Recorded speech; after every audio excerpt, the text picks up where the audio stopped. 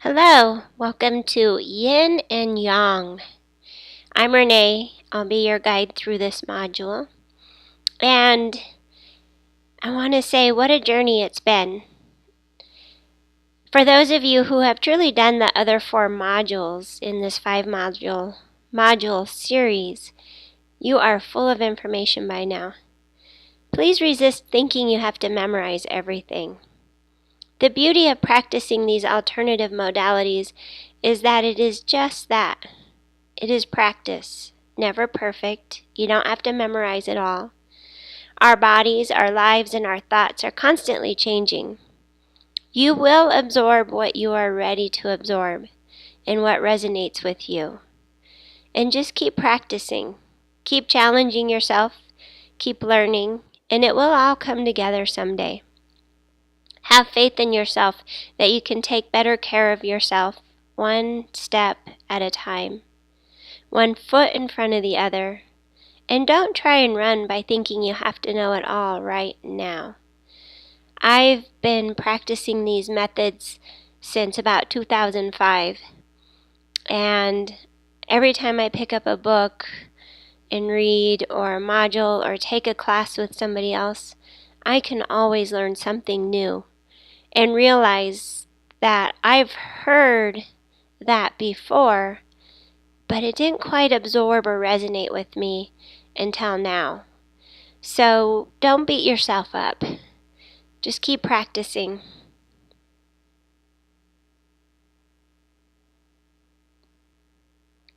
What we will learn. What is yin and yang? Recognize yin and yang in our lives. What is qi? 4 modalities to balance the yin and yang. Pranayama and meditation. Basic understanding of the 5 Chinese elements and lines of energy. What is Yin Yoga? Yin Yoga. And I just want to point out, I have many resources as I have been a master herbalist since 2005. But for this module, I used a lot from Dr. Stephen Gascione. I think I'm hacking that last name. You can read it there. Sarah Powers, Paul Goulet, they all keep me on track. Thank you to them for their amazing insights. Also, adding to this, I've been a yoga instructor since 2009, so bringing it all together is really exciting, and I'm really looking forward to sharing this module with you all. Understand the yin and the yang. Within the white is a dot of black, and within the black is a dot of white. Nothing is ever absolutely perfect. Therefore, be happy with the imperfection of your own being. This is a quote from the book, The Zen Book, by Daniel Levin. Yin and yang, they're the opposites. They are night, day, black, white, feminine, male, cold, hot, winter, summer, stillness, movement, off, on, clean eating, poor eating choices, surrender, fight, internal, external, forward fold, back bend, and you have grounded, you have the earth, and you have the air. So that gives you a good example, real quick, of some opposites of each other. Of course, we could go on all day about the different opposites in our lives or around us in nature. But hopefully this gives you a basic understanding. A quote: "Nothing is ever 100% black and white. The symbol of the yin and yang isn't just 2 black and white squares side to side. The dynamic energy, constant, ever-changing movement. It is a curvy shape that implies that constant movement of the yin and yang. The movement of yin changing into yang, and yang changing into yin. which happens at the extremes. It is the movement of the qi, which is energy. Just like the darkest part of the night gives birth to the new dawn, or the feeling that you are going to get the best part of your day knowing you had a solid night of sleep. This is by Brody Welch. She's a licensed acupuncturist and Chinese medicine specialist. I'd like to add to this the change of the seasons. Even though we recognize the first day of a season, it is actually a specific time of the day. And as that specific time passes, that 1 minute, or even if you want to call it that, it's probably even a millisecond.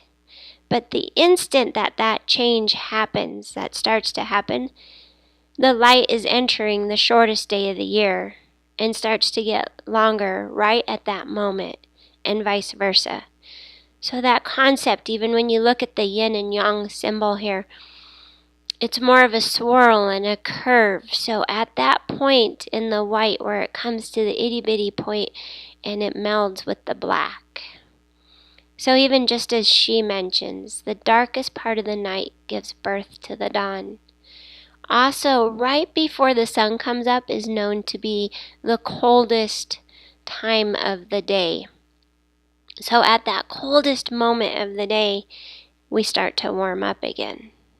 So this change from yin to yang or yang to yin happens at the extremes.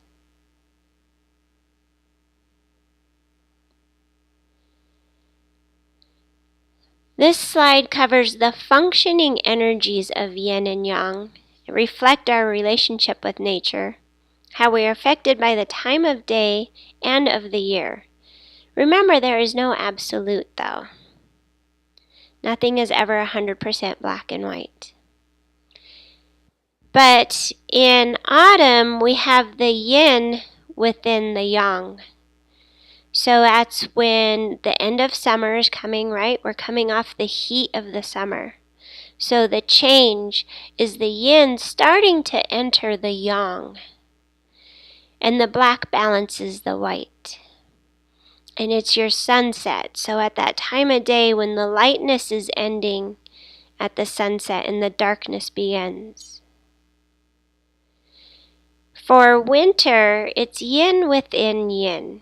Now, even though we're saying that there's yin within yin, there's still a dot of white in the black. The white hasn't completely gone away, especially in most of the U.S., right? We still have some lightness even on the shortest day of the year.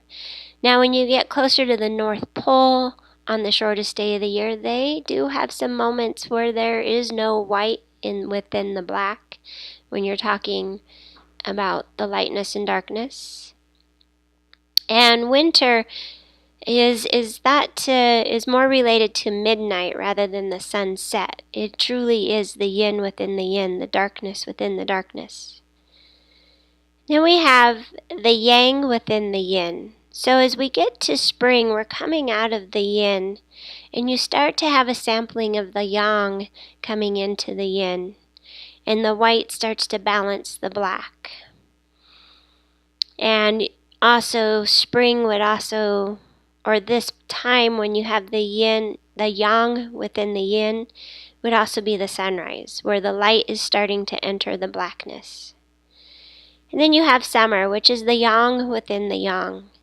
There is still a dot of black in the white, especially in most parts of the world again, where you do still have some darkness even on the longest day of the year. Once again, you get further towards the poles, and during their seasons, they can have some days where it's full light on the longest day of the year. But those are kind of more the exception than the rule.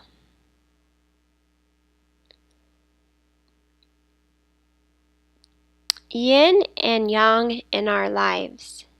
We are a society of yang these days. We are over-caffeinated, and then we drink alcohol or take meds to calm us down. We take on too many tasks. overcommit ourselves, and buy too many items we don't need. We attach to the past and have unrealistic dreams of the future, which keeps us in denial about the present. We measure our success with bigger houses and nicer cars. We judge our family and friends for thinking differently than we do, or for having certain values or religions that are different than ours, or we don't understand. We can be too competitive and not recognize a lesson in humility when we lose or fail. We tend to view ourselves through a mirror or a scale, and by doing so we deprive ourselves of the simple things in life and can't appreciate the simple things in life. We compare ourselves to others. We get jealous and attached to things that we think make us special.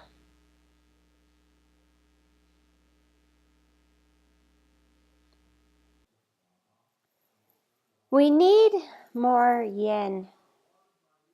We need to learn to surrender, ground down, and rest to have energy.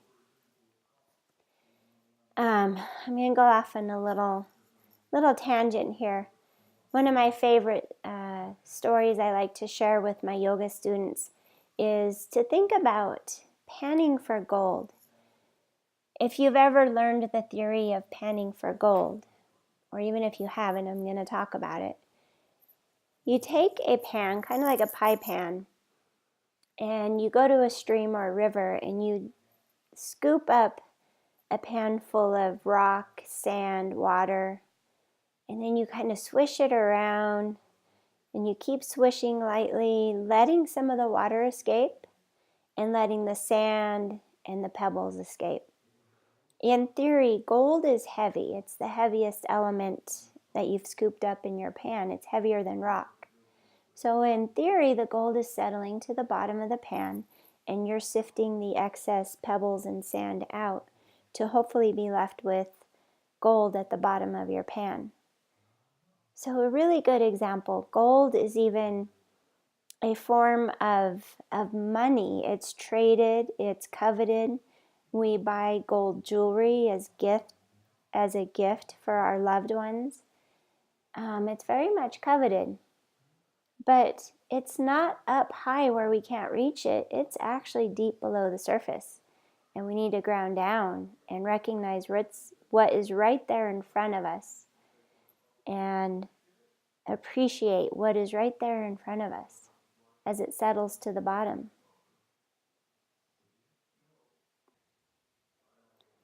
We need to learn to say no when no is what we are thinking. Then the yeses will be that much more appreciated and enjoyed.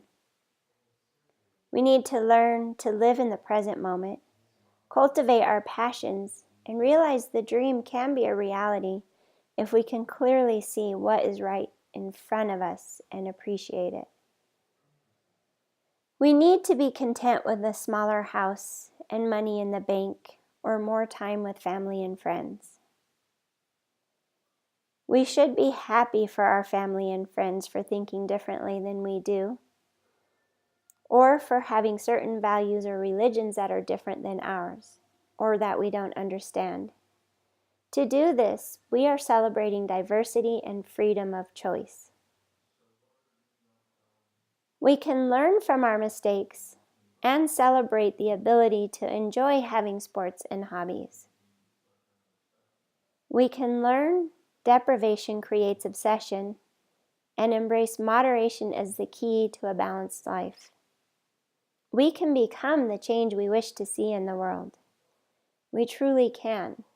I know it seems hard, but rather than throwing your arms up in the air and giving up, we can actually become the change we wish to see.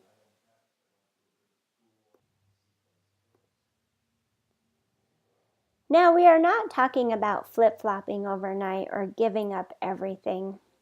We are a society where we have technology that makes life easier, and we're not Buddhist monks living in a monastery with the true bare minimum.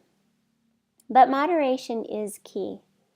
And yes, you can keep your car if it fits your budget, or maybe even if you can pay it off in a timely manner. But if you are living outside your means or choosing your car over family, then you will want to rethink your options. And of course, you should have a reliable car. So I'm not talking about here depriving yourself of being able to go out and buy a dependable car. Here in Colorado, we need a car that can handle the cold in the winter with good tires and possibly all-wheel drive or four-wheel drive. But having to have that really expensive car with all the options, living outside your means is what I'm talking about here. Again, moderation, right? So have a car, one that gets you around, but resist thinking that you need to have a Corvette when you live in the middle of Colorado, and in the winter, a Corvette's not going to get you where you need to go. Or the payments on it are so high that you're living outside your means. Start by recognizing the biggest imbalances and how they impact your life. Sit down and write down your yang habits. Example, too much caffeine, too much sugar, too many commitments, too much alcohol, too much clutter, too much shopping, your car is too expensive, you're smoking, you're overeating, and so on, whatever it is. And be honest with yourself.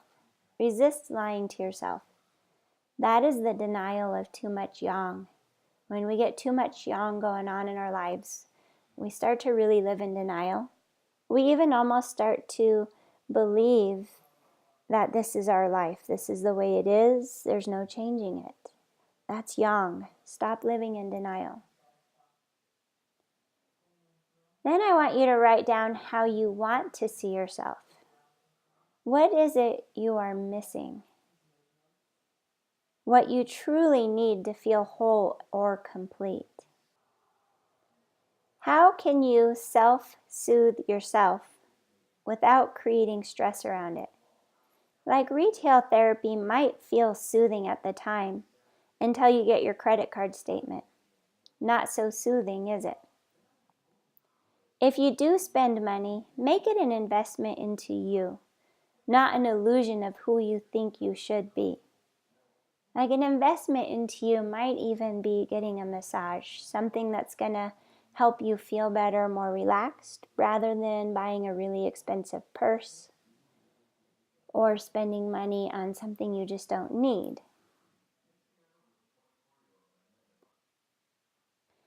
We do this with our babies. As a parent, you know you have to at times let your baby fuss a bit so it can learn to self-soothe itself. It isn't easy to hear them fuss. You want to pick them up, but then, all of a sudden, silence. They fall asleep and you are so proud that it worked. High five, the baby's asleep. To self-soothe yourself, maybe read a book, do yoga, take a bath, meditate, and clean out a closet, room, or basement. Clearing out clutter is very, very therapeutic. Before taking in more, make a commitment to yourself to let go of something. Or better yet, how about let go of something without taking on more and enjoy having room to breathe? Feeling like you have to replace what you let go of with something else is a more yang thinking and how you got to this place of clutter in the first place.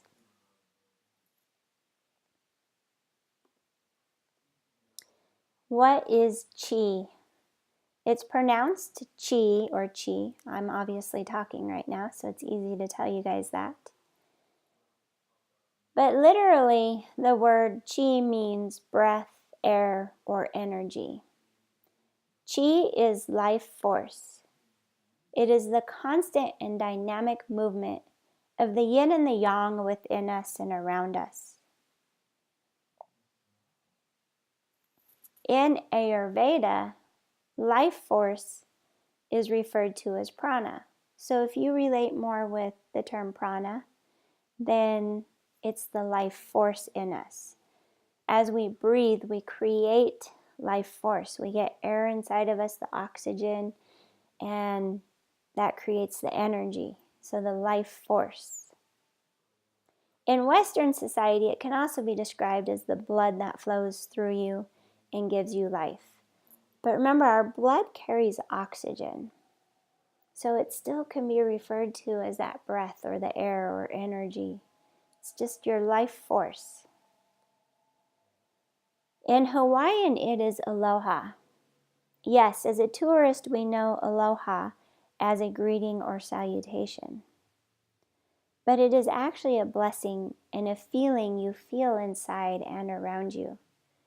It's even the beauty of the islands.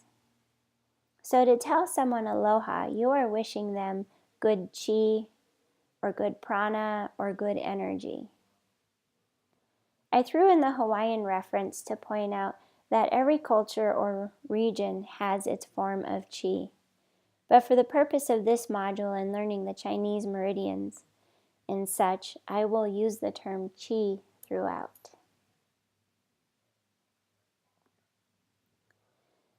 Here I cover 4 modalities for practicing yin and yang. There are several methods out there, but these 4 I'm going to cover. I'm covering acupuncture just as an example. It's something that people resonate with, but I'm not an acupuncturist myself, but I'm just going to mention it here as one of the 4 modalities as a comparison. Acupuncture is the insertion of needles at particular points of the body along meridians where qi collects and or disperses. So where it collects, think of a clog. Something's clogged, even your bathroom drain gets clogged. It's going to create stagnant, stinky, back up the water. It's where qi collects. So the energy's collecting and it can't get through. Or they're using points where the energy disperses. So areas in your body that tend to move energy, they're going to stimulate that to move more energy, to disperse the energy. We can do postures, so this would be yoga, doing a posture, yoga, or even Ayurveda. It's placing your body in certain shapes, which are the poses, to stimulate the organs, blood flow, and get stagnant energy to release. So that theory of kinking a garden hose, you fold a garden hose at a point and it kinks the garden hose. It holds the energy at one end and shuts off the flow of water. But when you release the kink in the garden hose, fresh fluid flows through the garden hose. And often it flushes really quickly at first, and then the energy mellows out again with a nice consistent flow through your garden hose. But yoga postures, that physical stimulation to the organs and the blood flow to get the stagnant energy to move and release with that temporary compression and release. Our breath. Controlling the breath, pranayama, to oxygenate the blood, to increase the flow of chi and prana, as well as lightly massaging the internal organs of your body. So even your breath, if you take some deep breaths in, it starts to fill up the space in your rib cage and putting pressure on the organs, some light pressure. It stimulates your organs. So even when you breathe, you're stimulating other things within your body, within your torso. Meditation, possibly the most difficult. Focusing the mind to bring movements. Yogis discovered long ago that prana flows where our attention goes. But yeah, this can be one of the hardest things, to actually focus on one thing and try and move energy into that area can be tough. Versus my example of the garden hose. When you find a compression, when you bend your knee, you're creating a slight compression, and then you release that compression. We tend to resonate more with the physical than with meditation. But it's so true. The prana flows to where our attention goes. And don't worry, we'll cover these a little bit more in depth here. Other ideas of getting the blood to flow or modalities could be cupping, Reiki, even diet and herbal, which I didn't cover more herbal here, even though I am a master herbalist, because my Ayurveda module covers a lot of diet and herbal. And there could possibly be a future module on Chinese herbal on its own, but it's a big subject and it goes beyond the scope of this module and is often better practiced with the help of a professional to ensure you are taking the correct herbs.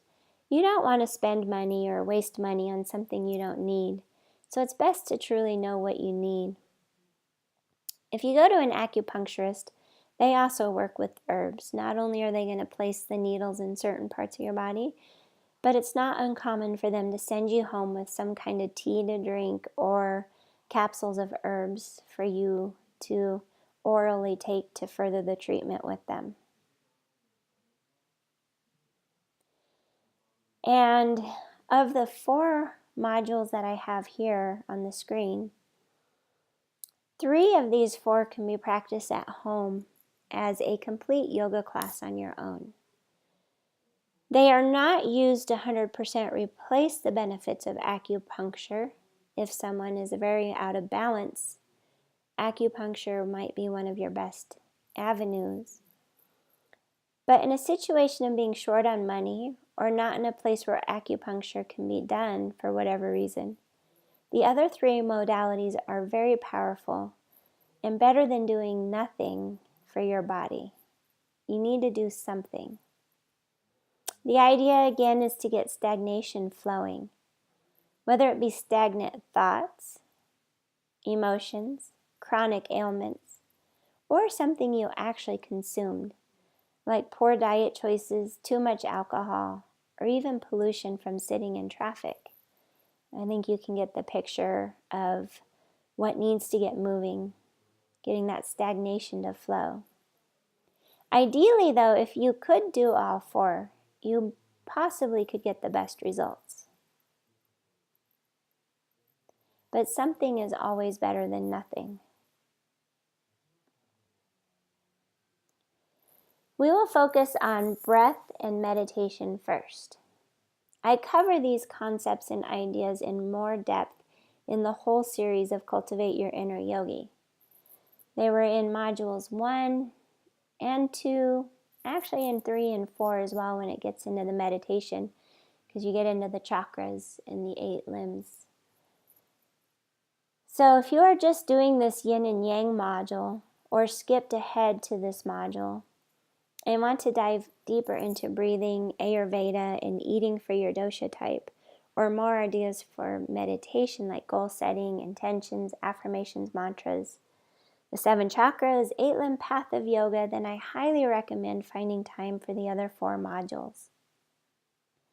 However, for those of you who have done the first 4 modules, I will attempt to teach you something different to add to your choices. With that, I want to remind you that the practice of alternative methods requires that you get out of it what you put into it. And that doesn't require being able to memorize every technique or every method. It means to learn what you can and then practice what resonates with you. And you will get out of it what you put into it. With several methods shared, it is like a cafeteria of choices. And put on your plate only what you can eat with moderation. Biggest thing to remember, Prana or chi flows where your mind goes. So keep your mind focused, and your prana and chi will flow where your mind goes, sending the energy where you need it the most. What is pranayama? Pranayama is the conscious awareness of breath, the life force that both energizes and relaxes the body. So it is often referenced as your breath. The term is derived from the Sanskrit prana, meaning life force, and ayama, meaning extension.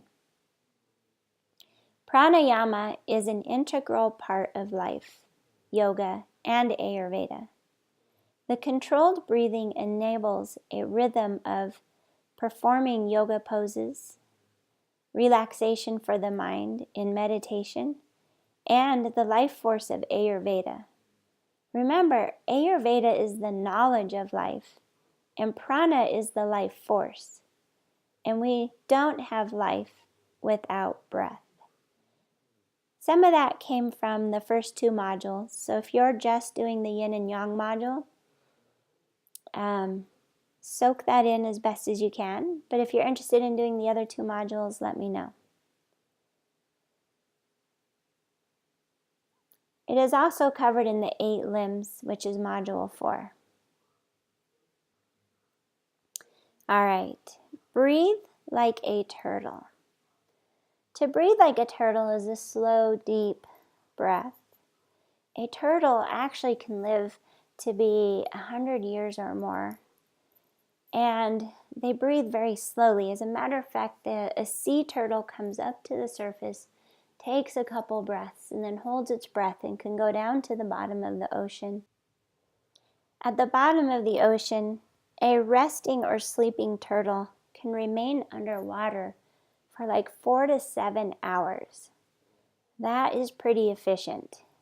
And they can live to be well over 100 years.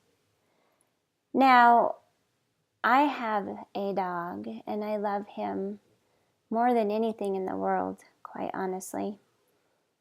But unfortunately, when he gets to breathing, he pants. He's not as efficient as a turtle. And our furry friends only live sometimes to be 10 to upper teens. It's rare to make upper teens. They can sometimes. But we all know that dogs don't live very long. And they have a very quick breath, especially compared to a turtle. So I encourage you to try and breathe more like a turtle and extend your life. Or even if you don't extend your life, it's just going to feel better to have that extra oxygen flowing through your body.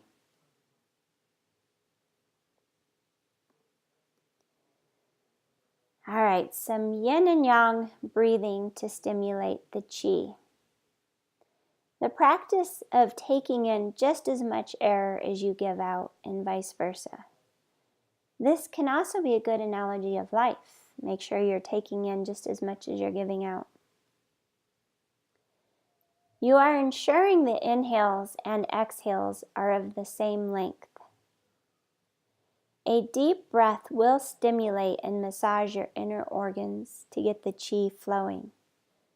So just by finding a deep breath, we can get energy flowing through our body.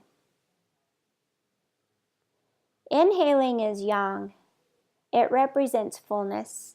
It represents holding on to something and taking on more.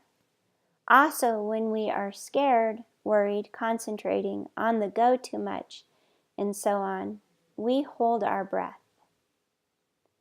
Exhaling is yin.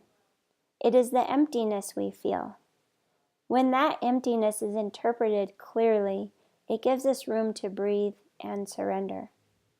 Unfortunately, we live our lives in constant flight or fight and waiting for a reason to exhale. Stop waiting. The time is now. Exhale and create room to breathe. When you do take time to exhale, the inhales feel new again and life feels vibrant again. Our breath is a true example of how we need yin and yang. And just like how the darkest of the night gives birth to a new dawn, the end of our exhale gives birth to an inhale. And at the top of our inhale, it's almost like the sunset, right? The top of the daylight gives birth to the darkness. So as you breathe, you're working that lightness and darkness, those extremes. At the furthest most point, the next extreme happens. It's that swirl, that wave of energy. And we need our yin to our yang and our yang to our yin. But it's when we take on too much of one or the other that we become imbalanced. To practice this breath, simply do a slow count of 5 on your inhale and a slow count of 5 on your exhale. Keep repeating. With practice, if you notice 5 count isn't quite right for you, adjust to a 4 or 6. You will know you have found the right pace when you feel calm and relaxed, and even when your body starts to breathe on its own without having to do that 5 count breath. All right, now close your eyes. I'm going to guide you through this. Let's breathe together. Get in a couple of breaths. Just get them out of the way, even a sigh or whatever you need, a shrug of your shoulders, a little nod of your head if you need it. All right, now with your eyes closed, exhale out all your air. Then start to inhale with a slow count of 1, 2, 3, 4, 5. Exhale, 1, 2, 3, 4, 5. Inhale, 1, 2, 3, 4, 5. Exhale, 1, 2, 3, 4, 5. Inhale, 1, 2, 3, 4, 5. Exhale, 1, 2, 3, 4, 5. Start to see if you can keep this count going on your own. If you've noticed that 5 doesn't feel right, try and adjust to a 4 count or a 6 count if you can go longer than 5. In your mind, just count, ensuring that you're taking in just as much as you're giving out.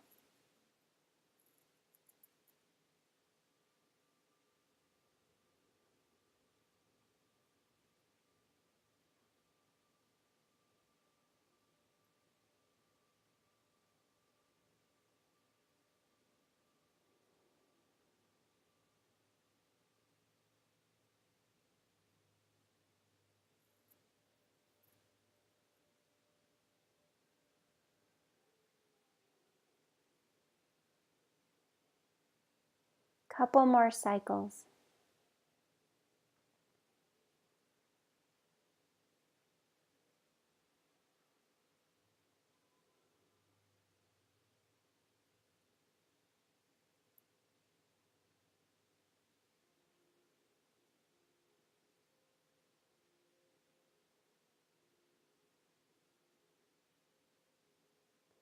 If this is feeling good to you right now, pause the video and keep going. If you're ready to move on, gently let your eyes flutter open. And just take a moment here to notice how you feel.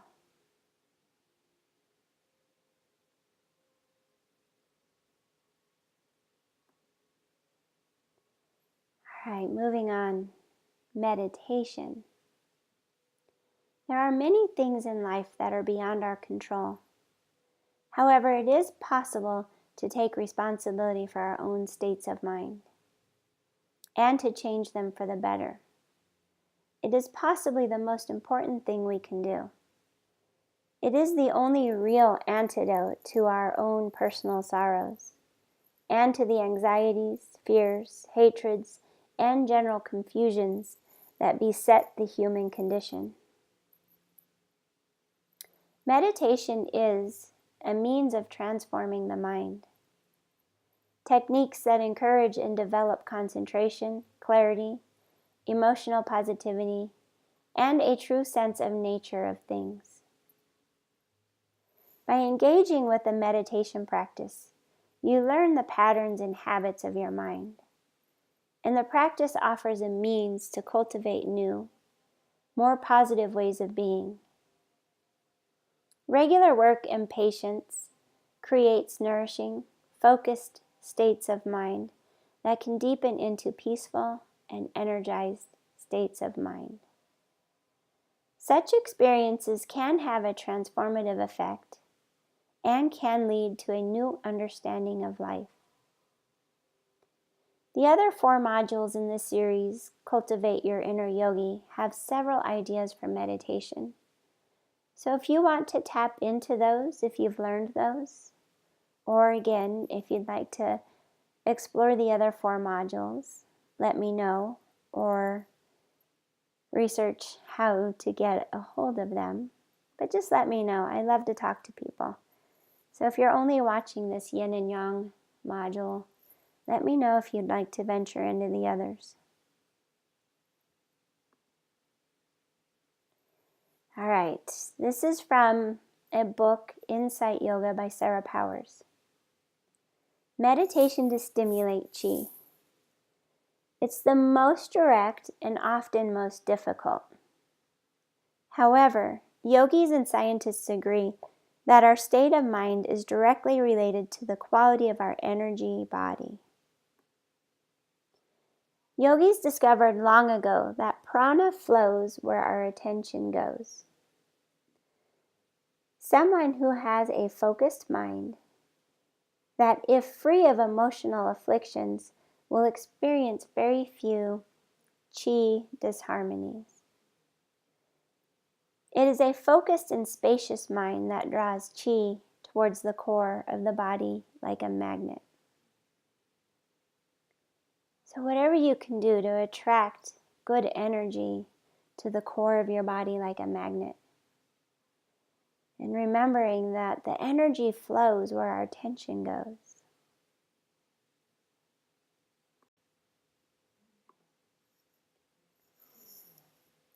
To truly want to change your chi with meditation, then you need to be very clear what it is you want to accomplish. Much like in Module 1, I mentioned you need to keep a mantra positive. Example from Module 1. Example of being positive and leaving out the negative. Negative. I am cancer-free. Yes, we all want to be cancer-free. But by just saying the word cancer, it can be power of suggestion. You want to be clear here. Or what if this mantra keeps you cancer-free, but another illness or disease develops? Catch my drift? Instead, try, I am healthy and balanced. Since cancer, illness, or disease is the result of an imbalance in your body, say the result you want and what you intend to be, rather than what you fear. Let's move on for more. While using a mantra, like the example, is a great way to meditate, I promised another method to add to your cafeteria of choices. Meditate on a subject. To do this, you let go of multitasking and focus only on one thing, be it your health, coping with a recent diagnosis, your success in doing something, getting over a heartbreak, loss of a loved one, or a big decision in your life. For example, I'm going to focus on heart health, since while I write this, it is Heart Awareness Month.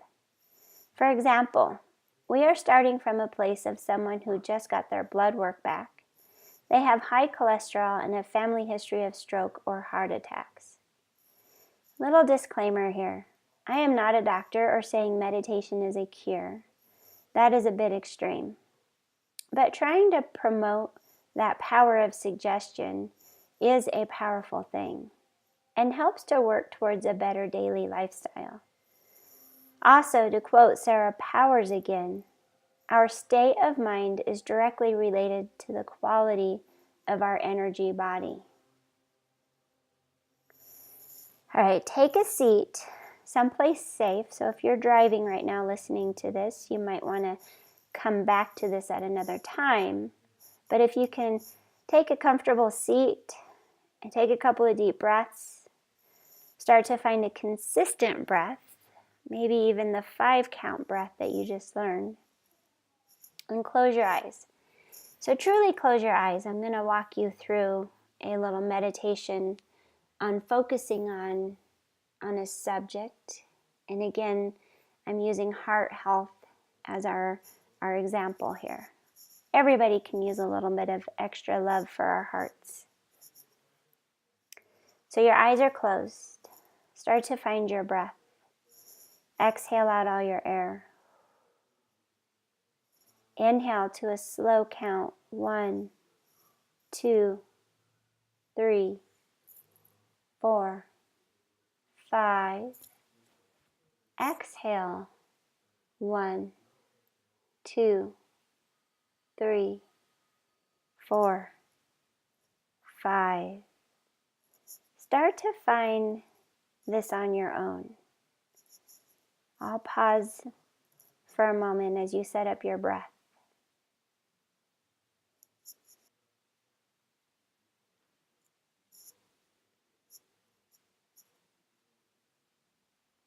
As best as you can, keep your breath going.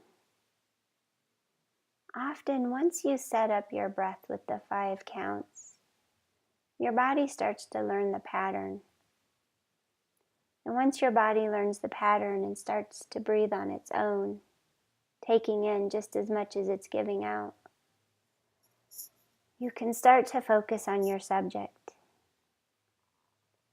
For this, start to picture your heart. We've all seen a picture of a heart, even if it was a hand-drawn diagram in a textbook or a magazine. Just start to picture what this heart looks like. It's more to the left side of your chest. Even your left lung is slightly smaller than your right lung to create space for your heart. And your heart, it beats, it pulses. Imagine what this beat or pulse sounds like or feels like in your chest. As you breathe, you supply your heart with oxygen and keeps your heart beating. As we eat healthy foods and digest our foods, your spleen sends those nutrients to your heart to be dispersed through your blood flow. Because as your heart beats and pumps, it's starting to pump blood through your veins. These veins run through your entire body, delivering fresh oxygen and nutrients to the various parts of our body. These veins and arteries are like tunnels.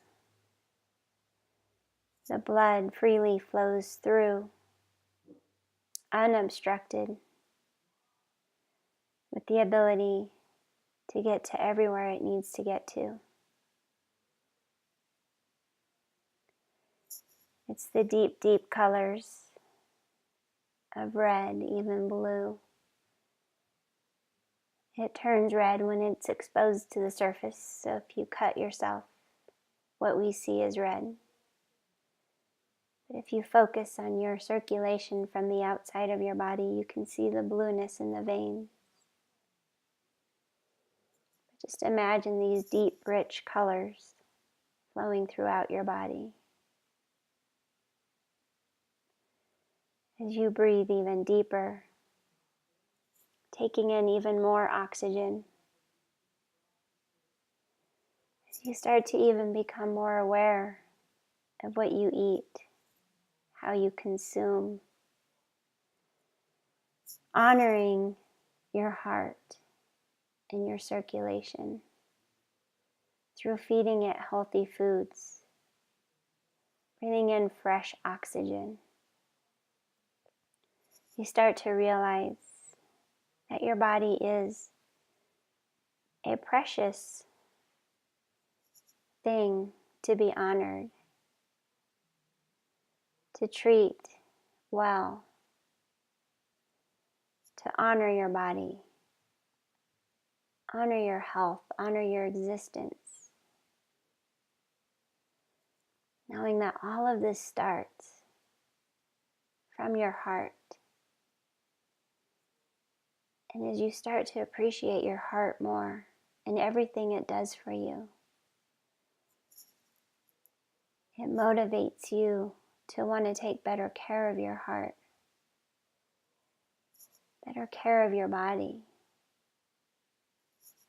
The human body is so amazing, so intricate, yet so basic. What we truly need. We need water, oxygen, and nutrients, movement, exercise, twisting, compressing, folding, lengthening. All the body requires is right here in front of you. Besides some healthy groceries, we honestly don't need to buy much to nourish our bodies. We need clothing to clothe ourselves, to keep us warm, protect us from the element. But in the end, all we really need is a healthy heart. A place where we can hold love, share love, and even love for ourselves. Now just breathe.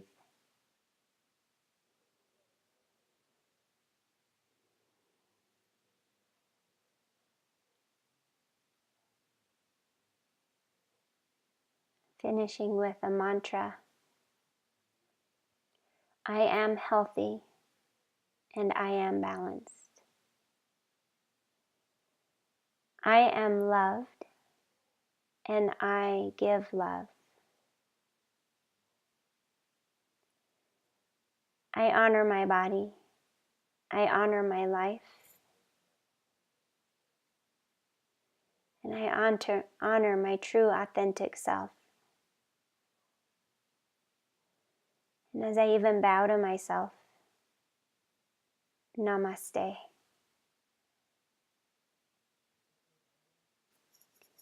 If you'd like to stay in this place a little bit longer, pause the video. And maybe just continue to breathe and focus on your heart health. Otherwise, flutter your eyes open. And how do you feel? Deep breath in and out.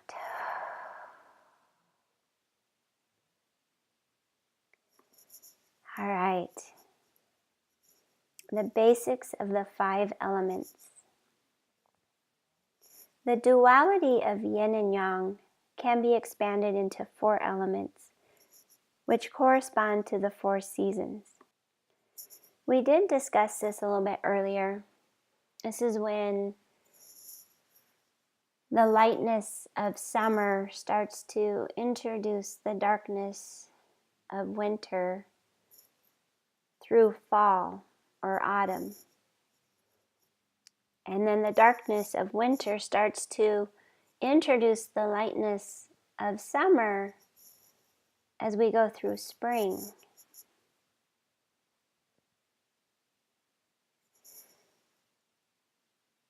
There is black within the white and vice versa and so on.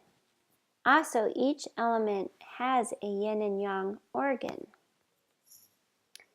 So the organs is how we break down the 5 elements. Each season represents a particular energy and are related to the following elements and organs. Fire is the element. Summer is the season. And the organ is the heart and small intestine. A couple sentences back, I mentioned that each element has a yin and a yang organ. So the heart is the yin organ and the small intestine is the yang organ. Moving on, so we have winter, which is the water element, and you have the kidney, bladder organs for your yin and yang organs. The element metal, which is autumn or fall, and the organs of fall are lungs and large intestine. The element wood, the season spring, and the liver, gallbladder are the organs. The element earth is a central phase. So it's known to be central of the other 4. The organs are spleen and stomach. It is central to our growth and development. Some consider it as an Indian summer. This is when the energy starts to withdraw into the interior in readiness for the cold of winter, like a bear preparing to hibernate. The spleen is thought of as the source of life for all other organs because it extracts the pure nutritive essences of ingested food and liquids and converts them into blood and qi. All right, I want to go back to like a bear preparing to hibernate. So even though the spleen and stomach and the earth element is a central phase, meaning it supports the other organs and the other elements, and it can be thought of as the Indian summer, so late summer. The heat of summer gets that internal digestive fire going, and it's a time of year when we're digesting our foods very well, and we can absorb some nutrients. As it implies here, it helps even the other organs getting more nutrients, kind of like preparing to hibernate. So if you've ever noticed in the fall or that late summer, you tend to sometimes want to eat more. We even joke about, oh, I'm starting to prepare for winter. I'm like a bear. I'm getting ready to hibernate. It truly is true. Your spleen and your stomach do they want to be digesting. So it's like, yes, give me more food. Give me more. Give me more. Because I'm going to send all these nutrients to the other organs before we become more dormant like a tree or hibernate like a bear. So that's the time of the year when the spleen might be a little more active. But honestly, we want to nurture the spleen and the stomach year-round because that's what's truly delivering nutrients to all the other organs in our bodies. So year-round, we need our spleen and stomach. We need to be grounded. We need our earth. All right, moving back onto our slide here. Being able to stimulate the spleen year-round is ideal. This goes with the concept that everything comes down to digestion that we covered in Module 2, Ayurveda. Your spleen releases digestive enzymes. It does slow down in the cold and is easily burning in the warmer months. So eating cooked foods rather than raw, especially in the cold, is easier to digest and easier for the spleen to convert to energy and chi for our bodies to utilize. Of course, at any time if you want to dig deeper, I want to mention that I do private sessions for yoga, for herbal and such. Just contact me at any time. I can even do these privates online. We can record the session so you can go back and listen to it at any time. I'm keeping these 5 elements very basic. As a master herbalist, I have over 500 hours of study. As a yoga professional, I have over thousands of hours. Plus, I have been incorporating these concepts since 2005 in my own life. An acupuncturist has up to 4 to 7 years of schooling before they can become an acupuncturist. So there's only so much I can share in this module. But what I do share is to give you a basic idea of how it all comes together, the why it works, or why we need to do more than just go to work, eat, exercise, sleep to stay healthy. Because even if you are able to throw some exercise in with going to work and eating your meals and sleeping, it's possible that your exercise is more yang. These days, even power yoga, which power yoga might seem yin in comparison to running or playing a sport. So that is a little bit more yin than some things. But power yoga these days is even more of a yang. It's often done in a heated room, which heat is yang, right? Summer is yang. And doing poses with power is very yang. So even a yogi that practices a lot of power yoga or vinyasa still needs to find a little more yin in their lives. Also, a yoga posture, holding a yoga posture, can give you the benefits of getting a massage without even having to spend a lot of money. And you can just do one yin posture a day to get the benefits of feeling better and the blood flowing and the compressions going. Finding that temporary kink in the garden hose and then releasing it. Basically, the ability to take back some of your health, to regain vitality, less pain in your life, and more happiness can easily be achieved by bringing some of these principles home, making yourself accountable, and taking better care of yourself. All right, this slide recovers the 5 elements again, showing you how you have the fire of summer, moves into the metal of autumn, moves into the water of winter, which moves into the wood of spring, and then back into the fire of summer.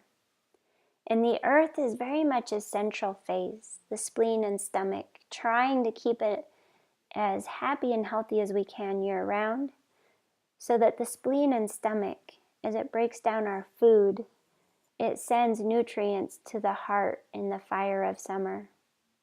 It sends nutrients to the lungs and water in the winter to the kidneys.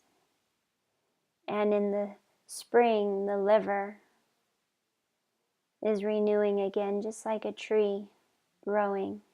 And then the cycle starts all over again.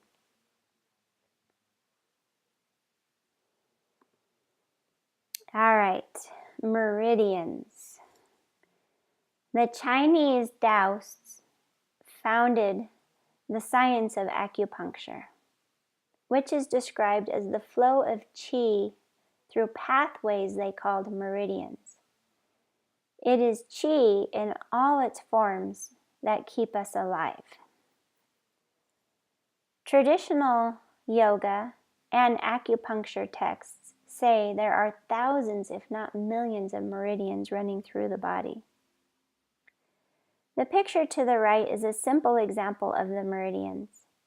This picture is showing only the lines for the major organs that make up the 5 elements we discussed in the last couple slides.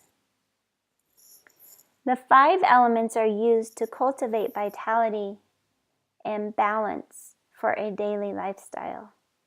Of course, if you need more stimulation focused on a specific need or diagnosis and help getting your body on track, a visit to an acupuncturist might be in order. But again, if that's not feasible, there's a lot you can try and do on your own through learning these methods in this module. But if we take a closer look at this picture here, I know it's not the best picture. I just took a screenshot of it with my iPhone actually. But this is from a book, Yin Yoga by Paul Grillet. And basically you can just see these red lines of energy flowing through his body. We're not going to get too specific, but I just want you to understand when I'm talking lines of energy that the Taoists, the Chinese Taoists, founded through the science of acupuncture. And seeing these lines, knowing that if you find a kink or compression, think of each of these red lines as a garden hose. And with Yin Yoga, we're trying to compress those little garden hoses temporarily so that when you release them, you get that fresh flush of blood and fluid through those lines. Trying to release any blockages. Almost like putting liquid Drano in your drain to break up the clog in your bathtub drain so that eventually the water can flow through. So that's the concept with yoga, is that we're going to do certain poses to stimulate these meridians, these lines of energy, or little garden hoses that are flowing through your body.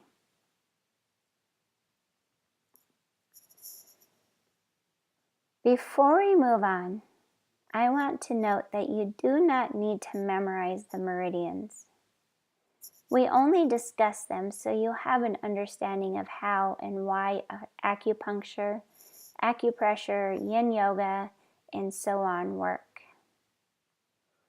The main thing to digest and absorb is that you need to break your normal routine of sitting in a chair or standing all day at work and then just going to bed at night. Your body needs to move more. It needs to fold. It needs to twist. It needs to find a full range of motion to stay healthy. Doing so stimulates your organs, your blood flow, your lymph fluid, and your joint fluids. Your body deserves more than we give it. Pain, anxiety, depression, not being able to let go of something, lack of memory, disease, and so on, are all signs of the body being stagnant and trying to tell you something. And that something might be that what you are doing now is not working. It is time for change. Also, even if you do exercise a lot, the repetitive movements of your favorite activity can create stagnation, tension, and stress. So finding your yin to your yang is a must. Again, I do private one-on-one sessions to help you dig deeper into a home practice to help you with yoga and Ayurveda for some good daily habits. Having a good understanding of healthy daily habits will help ensure you get more out of your acupuncture if you are going there. It is the whole picture. All right, finally, what is Yin Yoga? Yin Yoga is a style of yoga practiced at normal room temperature, with a focus on long-held poses that can stimulate the meridian lines as well as stimulate the connective tissue in our bodies. Yin equals your connective tissue. So our bodies are even made up of yin and yang. And yin is the connective tissue in your body. So your ligaments, tendons, cartilage. Yang is muscle. So of course, when we're exercising heavily, we're getting that muscle going. So anytime you're doing something muscular, it's yang. And when you get more into the connective tissue of the full range of motion of your knees or your joints, then that would be the yin tissue. With Yin Yoga, we find compressions and full range of motion of the connective tissue of a joint, including your spine, as well as compressions and openings. A yin posture is held for about 3 to 5 minutes each. It isn't about flexibility. As a matter of fact, resist trying to go to your deepest right away. Let the duration and gravity help you find stimulation. I often remind my students, just because you can go deeper doesn't mean you should in yin. That is the yang way of thinking, to think you have to touch your toes to benefit. The yang way of thinking is also going that extra mile and pushing yourself. The yin way of doing things is actually to back off, tune in, take notice. How does this feel? Where do you feel it? So it really is a different way of thinking. Do one pose or more, depending on how much time you have. Add your breath work, so the 5-count breath, and some light meditation for 3 to 5 minutes each pose. I want to note that if you're doing a twist, you're going to do 3 to 5 minutes for the right and the left. So you're going to end up doing 6 to 10 minutes. Use a timer if you can, so you can truly stay balanced by giving both sides equal amount of time. Not pictured here in any of these pictures, but the use of blankets, pillows, blocks, and bolsters are also often used to help keep you from going too deep and or give support when needed. Again, I do private one-on-one sessions to help you dig deeper. I know I'm kind of drilling this into your head, but I really, really want everybody to know that I'm here for you and happy to help, and just love all these concepts so much that I really want to help people get more out of their home practice or even their lives. This module is a general guide to get people going, but it isn't everything. It is what I can provide in 2 hours or less. I help people online, and we are able to record what we discuss, so you can re-listen at any time. You'll also notice in the pictures to the right, I am not trying to touch my toes. My arms are relaxed. Granted, I can go pretty deep naturally after years of practice, but I'm not forcing it. And to be honest, when I started practicing yoga, I couldn't touch my toes. And I was a completely different person than you see in these pictures. So just learn to relax your arms and your shoulders and let gravity and the duration of the pose help you go a little bit deeper. It's not about touching your toes. It's not about going that extra mile. It's about tuning in to your yin side and just relax and let it happen.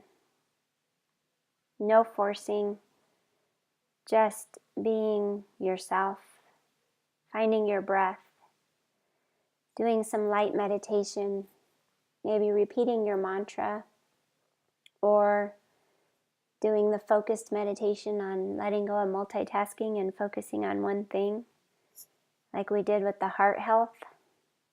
Just have fun with it. All right, starting with the wood element, the liver and gallbladder, which is spring. I choose to start here because at the time of this writing or recording, spring is just around the corner and the liver will start to come out of the long winter.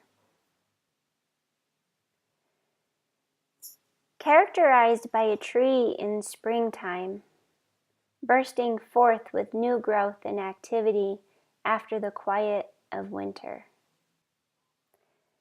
Much like a tree, as our liver awakens from its hibernation, it is ready for new growth as well.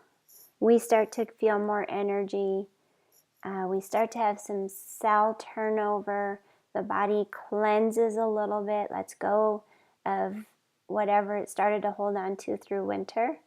The liver truly likes to be cleansed in the spring to make way for new growth.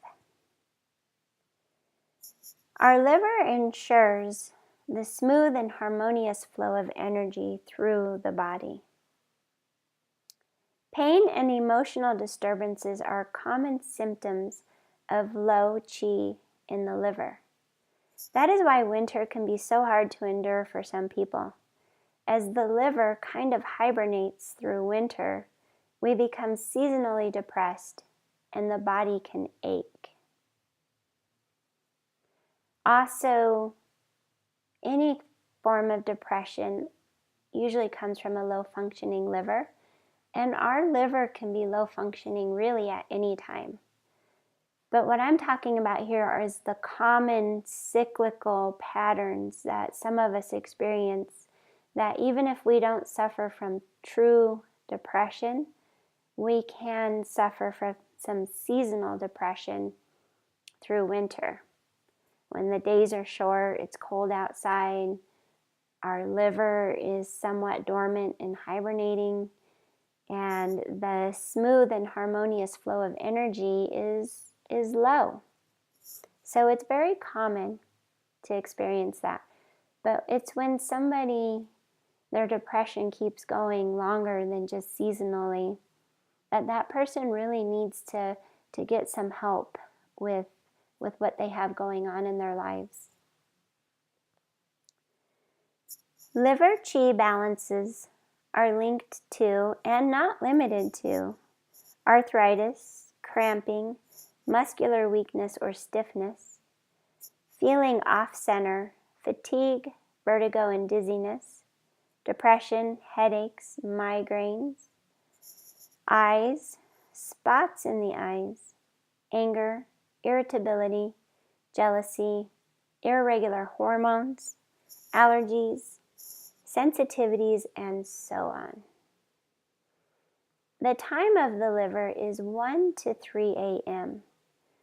Difficulty getting to sleep is an imbalance of liver qi.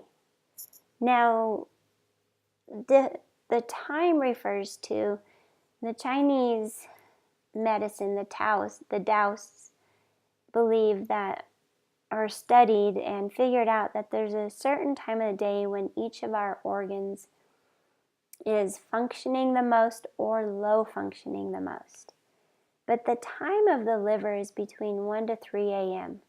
That's when it's starting to do its thing, it's functioning. If it needs to cleanse or detox, it's awake and thinking about things. So if we have imbalances and the liver's really heavily working around 1 to 3 a.m., it's not uncommon to wake up in the morning at this time if your liver's a little bit toxic. So each organ has a different time of day when it is at its peak in doing its job. And depending, again, on how toxic your body is or how low functioning it is, that organ is going to struggle and you're going to feel it in some form or another. Your body is going to tell you, hey, I'm struggling a little bit here. I need some help. Give me some love. The meridian, so those little garden hoses that I told you have flowing through your body, The meridian for your liver gallbladder begins at your big toe, runs up your inner leg and groin, loops around your liver, which is on the right side of your body under your rib cage. So it loops around the liver and gallbladder on the right side, into your lung area, through the throat, circling your lips, into the back of your head, and then moving into your eyes. So even imagine if you've ever had a major headache or a migraine, you literally swear you can feel this headache or migraine moving through the back of your head, wrapping up and over and behind your eyes. So that would be your liver meridian. And it's sending a signal that it's not happy. Something is off. The liver chi is off. And it's sending you a signal via a headache or a migraine. So poses can include a wide-legged pose, half pigeon or figure four. Do figure four if you have knee issues, because half pigeon is a little bit intense for the knees. Forward folding, like legs up the wall, or a seated forward fold. To get the blood flowing to the head, though, you'd want to do the legs up the wall. So going back through this, for each element, I'm not going to get this technical, but let's just compare this. When you think about the meridian starts at the big toe and runs up the inner leg and groin. Well, that's your wide-legged pose, right? Also half pigeon or figure four, working into that inner groin area, inner leg. Also, a forward fold is going to stimulate the abdomen region and the lower ribs and the right side of your body where your liver is. And doing legs up the wall for this forward fold will get the blood flowing the other way, because stagnation tends to pool down in our feet and our ankles. You see this as inflammation down in the lower legs. So we're getting the blood to flow the other way, getting the chi to move about your body.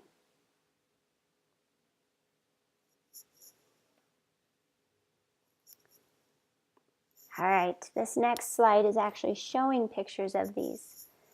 So the first picture there on the left is legs up the wall. It's a forward fold. My spine and neck are fully supported on the mat, but my legs are leaning against a wall for a forward fold. The wide-legged fold is the picture there to the right.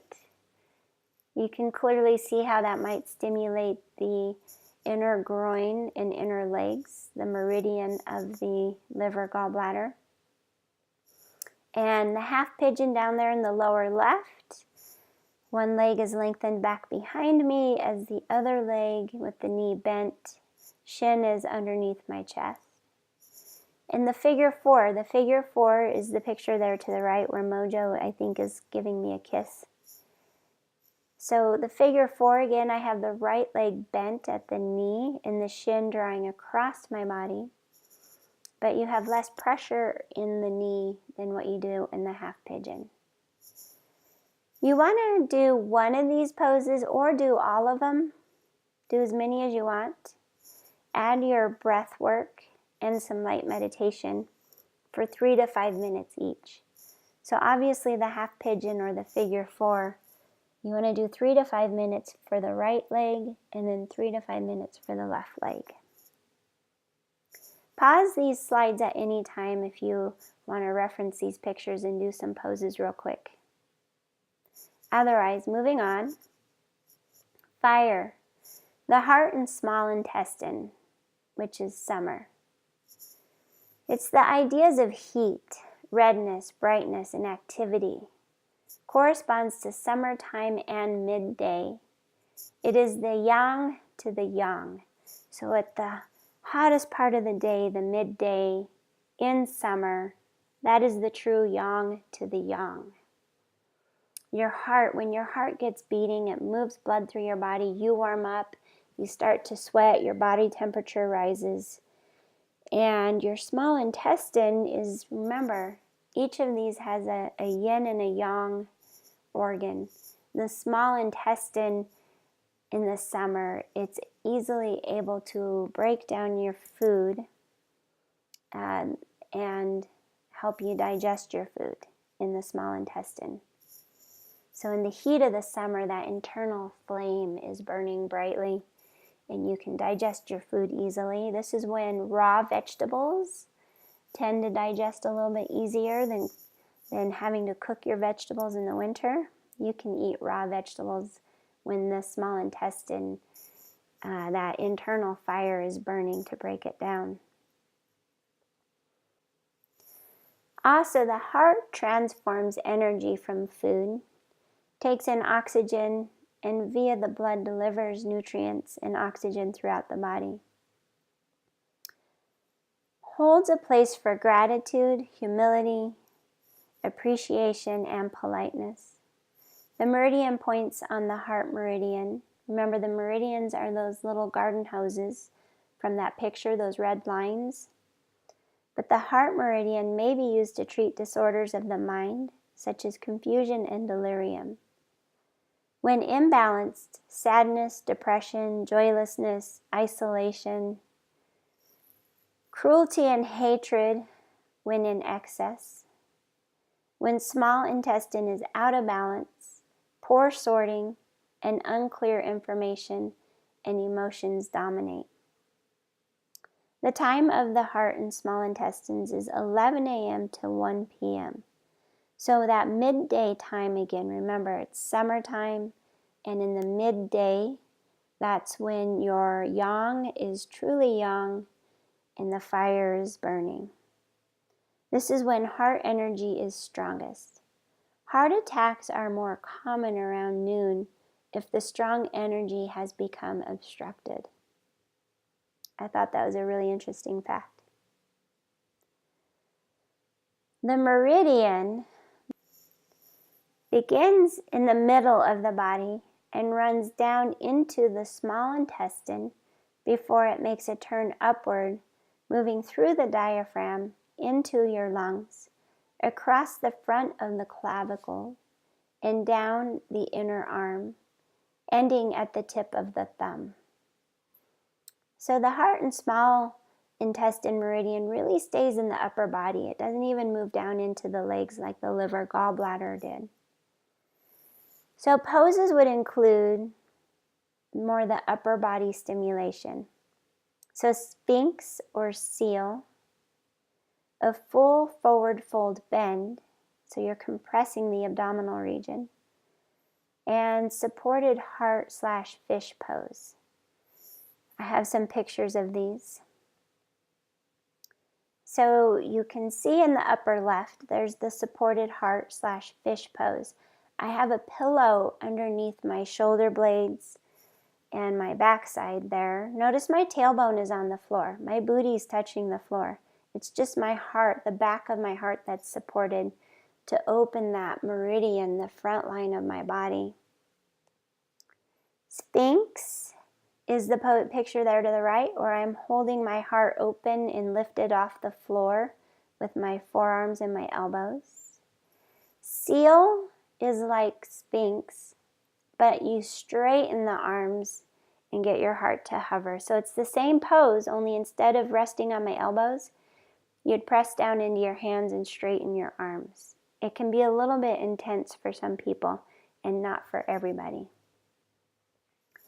Seated forward fold is obviously the opposite of the Sphinx pose, but you're opening the back side of your heart and folding over and compressing the front of the heart meridians. And another picture of seated forward fold. This one's supported though, using a pillow. I've propped up my thighs and my knees. Because remember with Yin Yoga, just because you can forward fold easily doesn't always mean you should. Using props so that I can get more out of my spine. Because if you have tight hamstrings, it's really hard to do a forward fold. So you want to relieve the strain from the tight hamstrings so that you can focus more on the upper body, the torso, because we are working into the heart meridian here, which is the upper body. So again, releasing the strain on my lower body so my upper body can fold over more. Moving on, metal, your lungs and your large intestine, autumn. Metal takes many forms, and in its natural state, when it's healthy and happy, it is something that does not hold on to things. Things do not stick to, and so there is a natural function of letting go, some form of separation. So in the fall, imagine a tree letting go of its leaves. 70% of toxins end up in our lungs after exercising and getting the lymph to flow as the lymph drains to your lungs. So that's why there's 70% of toxins in your lungs, because getting your body to move, the lymph actually drains to your lungs. So by letting go of some deep exhales, you can let go of toxins in your body. But of course, if you don't stimulate your body or breathe deeply, then those toxins will hang out. We are even talking about viruses, pollution, and who knows what is hanging out in your lungs, especially the deep, deep lower lobes of your lungs. If you don't challenge your lungs to breathe deeply, then you have all kinds of stagnant air hanging out in the bottom that we probably really don't want to know of, right? So to get that air moving, get it flowing, cleanse the lower lungs. Your large intestine is also an avenue of elimination / letting go of things, right? Constipation can be a real issue for many, and herbalists promote you should poop 3 times per day. Anything less, you are constipated. Again, imagine what kind of toxins you are holding onto if you are not pooping regularly.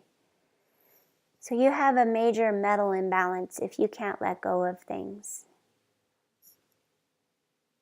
When imbalanced, we hold on to things, or the opposite, we are non-committal, meaning you can't hold on to anything and you don't want to commit to anything. The time of day is 3 a.m. to 5 a.m. This is when the lung energy is at its fullest. A cough with phlegm is frequently worse at this time. So if you've ever been sick and you feel like you're sleeping like a baby until like 3 a.m. and you start waking up because you have a cough with phlegm, that is because the lungs are trying to cleanse at that time. They recognize, wow, we're really gunked up, we're full of phlegm, we need to get this out of us, and this is the time of day I want to do it. The meridian begins at the tip of the index finger and goes up the back of the arm to the shoulder, where one branch goes through the neck and mouth to the side of the nose, and another branch goes down into the lungs, diaphragm, and large intestine. So you can also understand here that you might have some tight shoulders. The way that this meridian moves up into the shoulders, some tightness in the shoulders or even arms could be a result of some metal imbalance as well. Poses include a lateral wide-legged fold. So lateral meaning you're going to go side to side. Getting into the meridians on the sides stimulates even the intestines. A twist gets the intestines twisting. Sphinx or seal again. And a full forward fold again. A lot of these poses cross over. So that's why I'm saying too, if you only have time to do one pose a day, maybe pick a pose that's going to cater to more than one need even. So in our first picture here on the left, that's clearly a twist. I'm laying on my back and then I took both knees to one side to twist. Twisting really helps stimulate the large intestine. In my Sphinx there to the right, we've already discussed Sphinx and Seal. Seal is when you straighten the arms. Sphinx is when you keep the elbows to the floor. Here's a lateral wide-legged pose. So my legs are open symmetrically, but I am going to one side or the other. Also creates a little bit of a twist and some stimulation for the ascending and the descending colon and the large intestine. And there's your supported seated forward fold again. Again, I'm a big advocate of supporting the legs to get the benefits in the upper body, a nice stretch through your spine. Just look at how nicely elongated my spine is for a good stretch in your spine.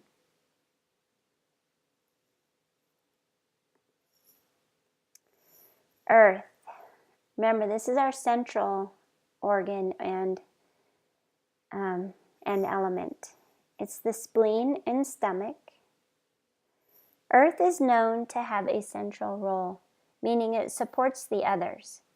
Spleen is thought of as the source of life for the other organs because it extracts the pure nutritive essences of ingested food and liquids and converts them into blood and qi. If there were a season, the heat of late summer makes it easier on digestion, and in the colder months we need to be more mindful to eat cooked foods so we don't smother our digestion and become bloated. It's associated with belief, faith, confidence, and trust. When weak, we have a difficulty with concentration and memory. If we overthink, we may deplete spleen, qi. Stomach imbalance can lead to a lack of patience or endurance. Our mouth is indicative of spleen qi.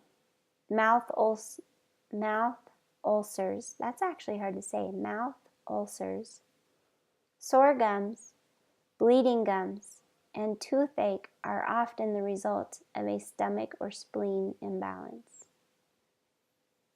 The time of the organ, 7 to 11 a.m. for both the spleen and stomach.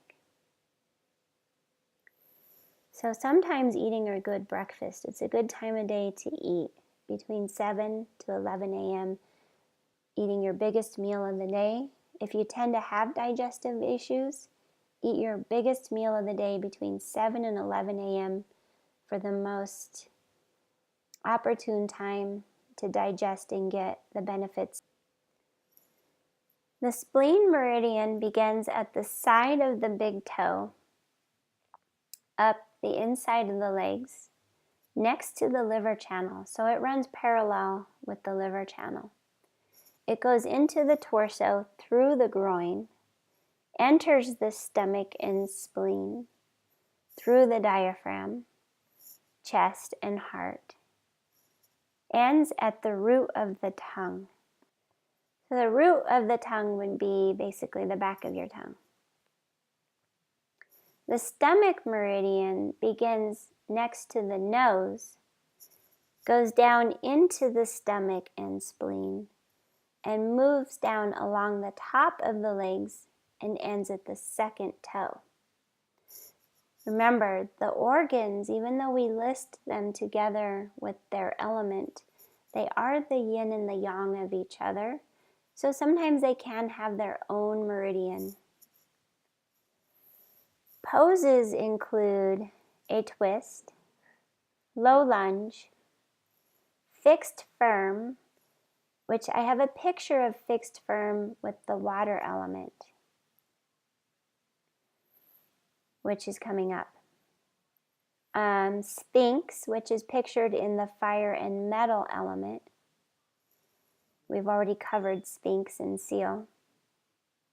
Half saddle, half pigeon or figure 4. Remember, those were pictured in the wood element. Butterfly or wide-legged forward fold, which the wide-legged forward fold was pictured in wood. All right, let's move on. In here I have the picture of the twist again. Low lunge.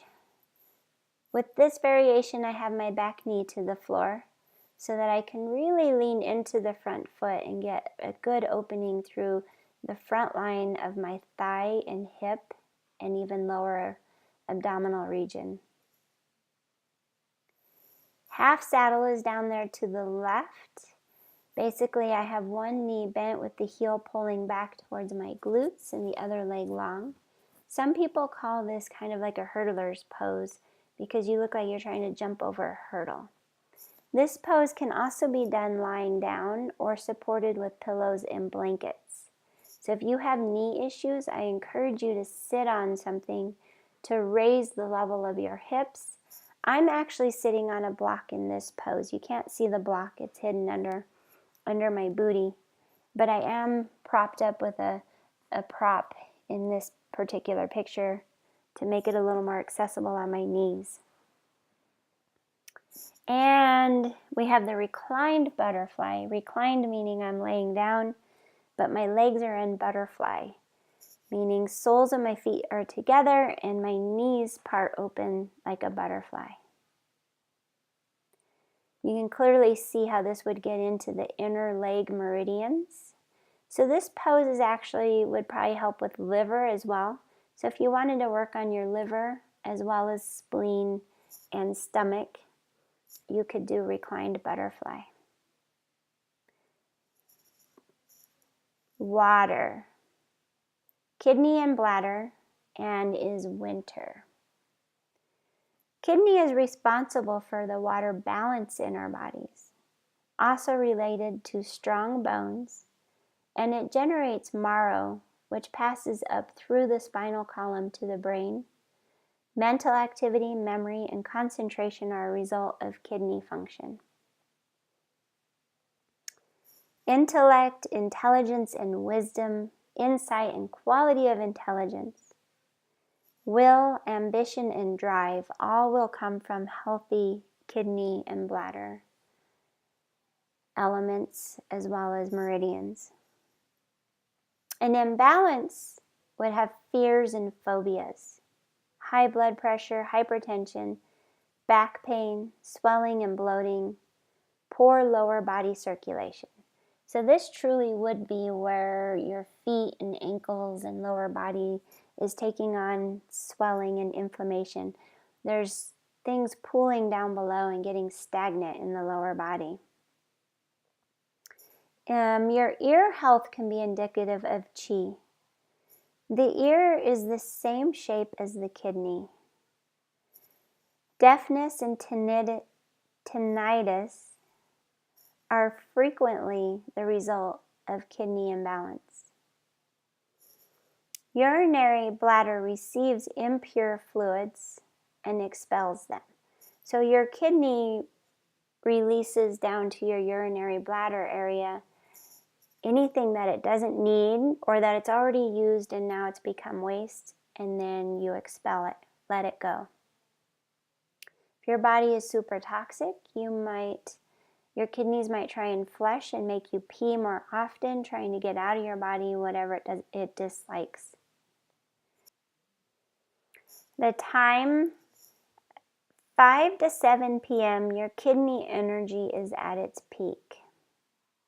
Conversely, 5 to 7 a.m. is the time when it is the lowest. So when you wake up in the morning, you might feel a little bit dehydrated. So taking in some fresh fluids to get the kidneys going again. It's like putting fuel in your fuel tank, get things kick-started and moving.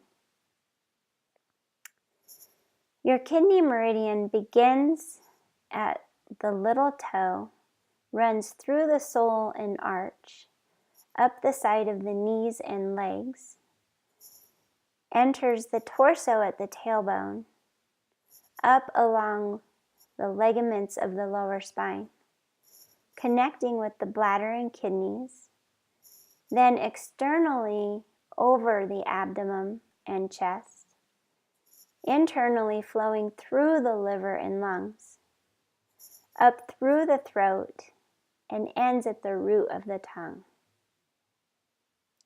Urinary bladder starts inside the eyes, up the forehead and across the crown of your head, enters your brain, then runs down the back body parallel to the spine, then branches into the kidney meridian at the lumbar spine, and another branch down the back of the legs to the little toes.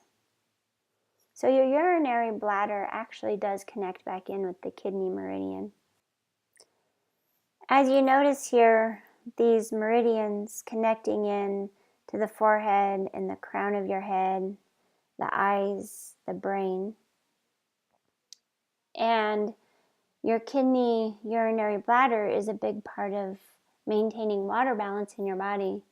When you're dehydrated, you often feel a headache. So your head feels off a little bit when you're dehydrated.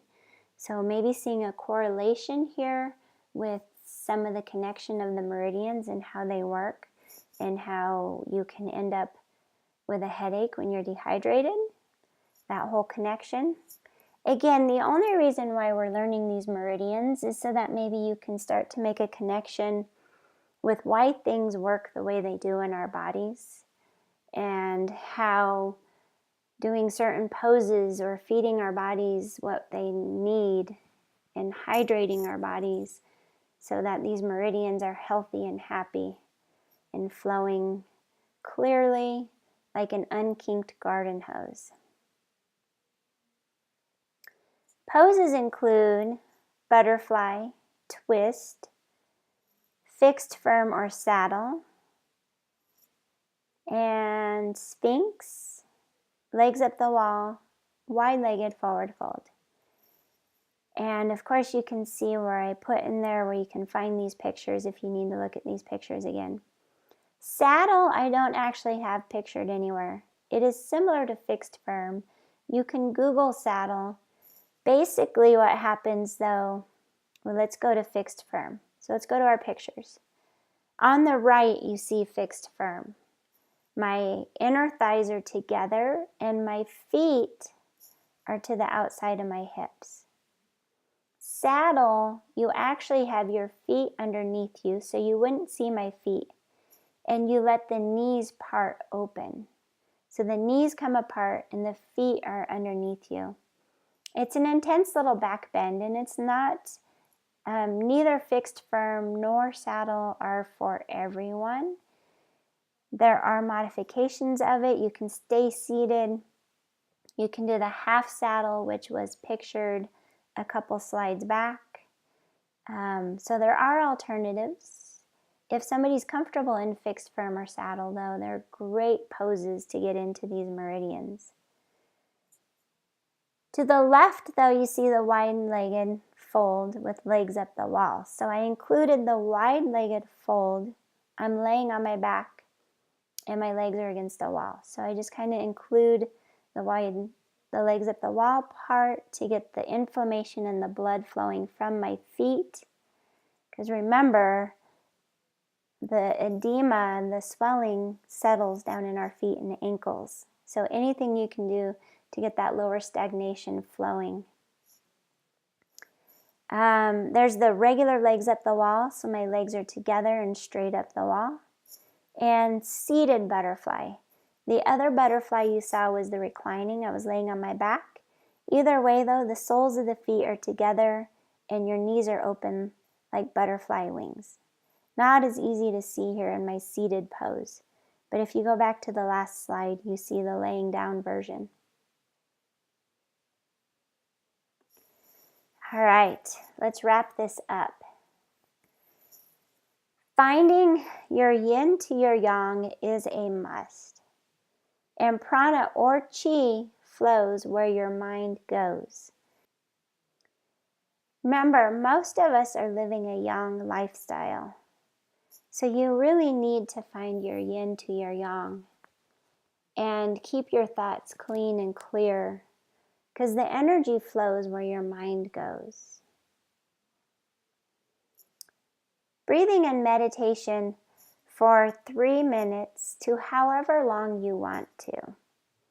You got to start somewhere, and any little bit of time you have in your day to find something, just do it. Just take time to have some positive thoughts and breathe deeply.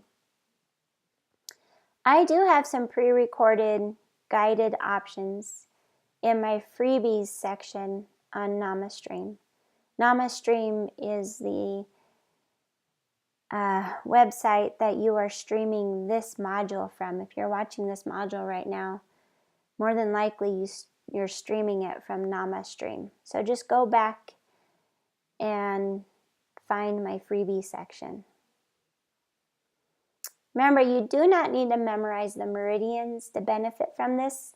That was just purely so you might have an understanding of, again, how dehydration can create a headache.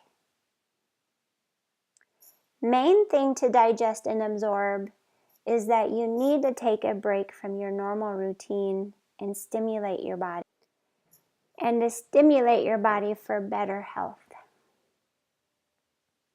Your body needs to move more. It needs to fold. It needs to twist. It needs to find a full range of motion to stay healthy. It also needs to breathe and sit with our thoughts, keeping your thoughts positive, expelling any negative thoughts, and breathe. Remember, when we breathe, we let go of almost 70% of toxins in our body.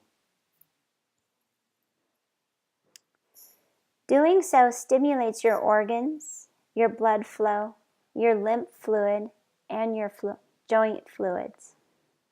Your body deserves more than we give it. Pain, anxiety, depression, not being able to let go of something, disease, and so on are all signs of the body being stagnant and trying to tell you something. If you are short on time, just do one pose. And remember to hold each side, if it has two sides to it, for 3 to 5 minutes. Remember to incorporate your breathing and light meditation in this time. It's such a great time to multitask with breathing, a yoga pose, and meditation. That's the only time I allow you to multitask, is if you're doing those 3. Legs up the wall is good for everything. Quite honestly, if you are short on time, do this pose alone and you will feel better. Just again, reversing the energy, getting the blood flow the other direction, and you will feel better. Yin Yoga feels like you got a massage afterwards. So short on money and time, this is a guilt-free way to spoil yourself. I do private one-on-one sessions, online and recorded for your reference. If you live locally to me, we can do in-person sessions. But the cool thing about doing online is we can record it and you can rewatch it for your reference.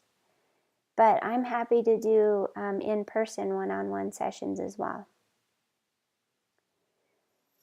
Also, my goal is to post some Yin Yoga led classes to YouTube eventually, hopefully soon. So keep an eye out. If you're on my mailing list, you'll get notices for that whenever they are released. If you're not on my mailing list, you need to sign up. You can go to my website. My website address is coming up here soon, but you can go to my website, www.reneestahl.online, and find the links to join my mailing list. All right, your homework. Journal your thoughts on yin and yang. What are your yang habits you need to balance out? Refine your goals and milestones from Module 1 if needed after learning this.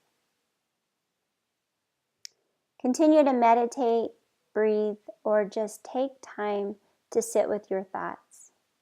Now you have more. Continue with your Ayurveda daily habits of dry brushing, applying oil to your skin, tongue scraping, oil pulling for at least 3 minutes, and drink hot teas for digestion. This was all in Module 1 and 2 for review, or if you haven't watched those modules, go check them out. It's really good ideas for some daily habits. And books that I love, there's Insight Yoga by Sarah Powers and Yin Yoga by Paul Grillet. All right, high five, you did it. If you were doing the full 5 modules of Cultivate Your Inner Yogi, then congrats, you made it. Our journey through history of yoga and Ayurveda, goal setting, intentions, affirmations, mantras, and meditation, Ayurveda and the 3 doshas, the 7 chakras, 8 limbs of yoga, and yin and yang is complete. If you skipped a module here or there, or only purchased this module, then I encourage you to continue and or complete the journey by taking in the other 4 modules. Remember, learning these things is like having a whole cafeteria of choices, and put on your plate what resonates with you and agrees with you. You will absorb what you are ready for. No need to memorize all of this right now. Revisit as often as needed, or schedule a private with me to go deeper. Also, our tastes change, our bodies change, and our way of thinking can evolve too. Revisit these modules quarterly, biannually, or as often as needed. You can listen to the audio-only versions while you clean, walk your dog, or commute to work. That is a handy way of revisiting often to reconfirm what you've learned and maybe absorb something new. I have been practicing and studying alternative methods and ways of thinking since 2005, and I can still pick up on something new that I have read or heard several times over. But it is today that I finally get it. So I encourage you to revisit these theories. To unlock these opportunities, you have to create time and study them. In the 8 limbs of yoga, we learned what svadhyaya is, and svadhyaya is that self-study. Constantly challenging yourself, studying even your own habits, and becoming a better version of yourself. You have to make time for it. Otherwise, congrats, love, and namaste. Thank you for your support and your dedication to finding your true path in this journey we call life. Feedback is the gift of sharing. Namaste equals the light in the student and the teacher in me honors the light, the student, and the teacher in you. Knowing I can learn from my students just as much as I am sharing my knowledge with my students, there is no doubt in my mind that I can benefit from constructive feedback from you. I value any and all feedback. However, I do ask that you provide constructive feedback and no haters. Thank you very much. I'm Renee Stahl. You can find me and more about me at my online website and my online yoga studio, reneestahl.online. Once again, honor your practice, honor your life, honor your true authentic self. Absorb and put on your plate what you are ready for. And as I bow to you, namaste.